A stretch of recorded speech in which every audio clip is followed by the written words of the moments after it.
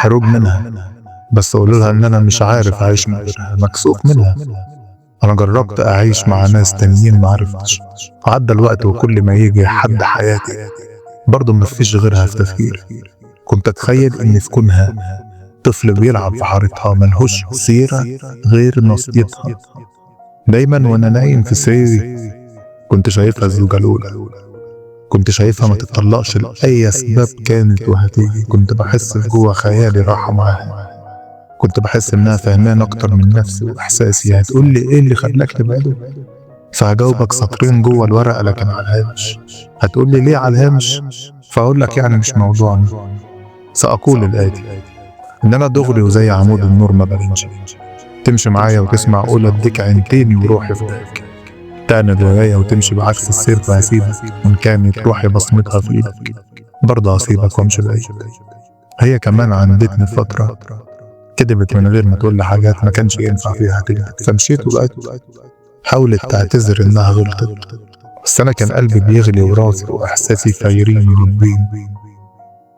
فمشيت بعديها كمان مشيت، رحت قابلت في ناس غيرها، عاوز أعمل منها موف أون، بس ما قابلت في غيرها مش لاقي نفس الإحساس اللي أنا حسيته وياها زمان، ولا لاقي السبورة البيضة اللي أمسك تباشرتي بإيدي وارسم فيها قلب أحمر، فاهمة تفاصيلي وسكوتي وإشارتي، عرفاني بصلاتاتي وبابا غنوتي.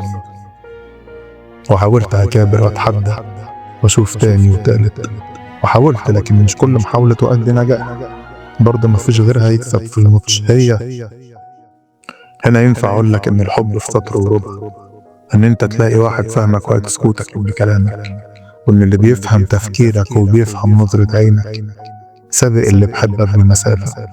واحد حابب تبقى معاه وما تملش منه، ممكن تقعدوا 20 ساعة من غير ما تتكلموا ولا كلمة، لكن قاعدين إحساسكم حلو، مش ملين من بعض بملي. فقعدت أفكر فيها وأقول هي دي تنفع زوجتي ولا هي ما تنفعش؟ وحسبت الحسبة في دماغي ولقيت ينفع جدا، ما أنا عمري ما مليت منها، وكيوت كده إحساسها طبيعي ورقيقة بالزاف، وجمالها ما شاء الله رباني. بس عيوبها ممكن تكذب، بس عيوبها أكيد تتصلح. فحاولت إني أصلح نفسي وأصلح بردك تفكيري، وأحاول أعالج ده الكذب وأخليها تبطل كل عيوبها وأحولها ميزات تشبهني. وأنا بردك يعني فيا عيوب، وأكيد بالكوم أنا عارف نفسي. هي تعالج فيا عيوبي وأعالج ليها برضه عيوبها، ونكون اتنين مع بعض شايلين السلبيات من بعض وحاطين إيجابياتنا في بعض. قررت ساعتها أعدي الموت وامسك إيدها في إيدي ونعافر من أيام ما عشت معاها، أيام حلوة ووحشة وعدت عادي. فبلاش نرجع مرتبطين، ما احنا كنا مرتبطين، ولا حتى أرجع ألبس دبلة، خليها كاتبة كتاب على طول، ونطول القمر الرباني ونخلي الصنارة تجيب سمكة. وتعالي نختصر الأيام، نسرق من العمر سنين قدام، ونعيش المستقبل في الحاضر. أحسن لو على الحد فضلنا وما خدناش خطوة جريئة، جايز أنا وإنتي نعيش عانس، وساعتها اختياراتنا تقل والزمن ابن الإيه غرقنا. يا أخي ده أنا حاسس إني كبرت في يوم ودقيقة. أنا إمتى كبرت؟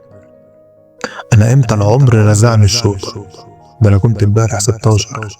أنا كنت بروح المدرسة والفصل والعب في الحوش وارجع بيتي. أنا لسه امبارح كنت بذاكر عندي امتحانات ثانوية عامة، وجرس الفسحة امتى ينادي. أنا حاسس إني بحارب العمر، وإن الأيام لازم نكسبها، وإن العمر أجري أسرع منه. في حاجات محتاجة إعادة ضبط وبسرعة نكون واصلين لآخرها. فعشان كده دلوقتي بقول لكم عودي، وعارف إنك هتعودي. إن عدتي فأنا هعرف منك إنك كنتي بتحبيني، وإن كان في حياتك غيري أو جايز تبقى اتجوزتي فده قدري وبرضك ده نصيبي، وأنا راضي بكل اللي هقابله. أنا مش عارف الخير فين، بس اللي اتعلمته حقيقي إنها حارب حد ما أوصل لحبيبة أعيش وياها مبسوط وسعيد، أوصل لنجاحي لحد ما أحقق أعلى رصيد، وإن الفرصة مش هتضيع تاني، وإن الحلم اللي مليه الشوق هدخل جواه لو هتجرح، علشان الفرصة بتيجي مرة وجايز جدا ما تجيش تاني، وإني هلتمس العذر الناس ياما علشان برضك أنا مش إنسان كامل. الزرع اللي هترويه بإيدك هيطرح بستان يوم من الأيام، وإن أرض الصحراء خضرتها سعرها هيزيد زي المرجان، والفعل بدون فاعل لا شيء، والمفعول به لازم له الفاعل. في دايرة في قصة أحلامك لازم تفضل لافف فيها لحد ما توصل لنجاحك. أحلام الطيش سيبك منها، أيام الهلوسة مش عاوزينها. في حاجات بتخليك بني آدم وتخليك ذو قيمة قدام الناس. عارف انت لما تكون هيبة وثقافتك مليانة في دماغك، انتك بتزيد وتحس بفخرك، والناس تعتبرك نوبل الأول فيعطوك تقدير من الفاخر. في إحساس ممتع جدا سعى له كل ضمير وهتلقى الصخر بلين من ضربك فيه، والأيام السودة تبيض، والأحلام الفلس تاخد وش الدهب الخام. واللي كانوا بيتريقوا ويقولوا إنك فاشل هيضربوا ليك تعظيم سلامات، وتكون وسطتهم قدام. وإن كان فشلك راس مالك فما تزعلش انهانك الناس، وإن راس مالك السعي لحلمك فما تقلقش نجاحك جاي. وتجوز واحدة تكون بتحبك وانت حبيبها هتقويك وتخليك تطلع في العادي، والعكس صحيح يا صديق. خد بالك، روح ربنا يسعد أيامك.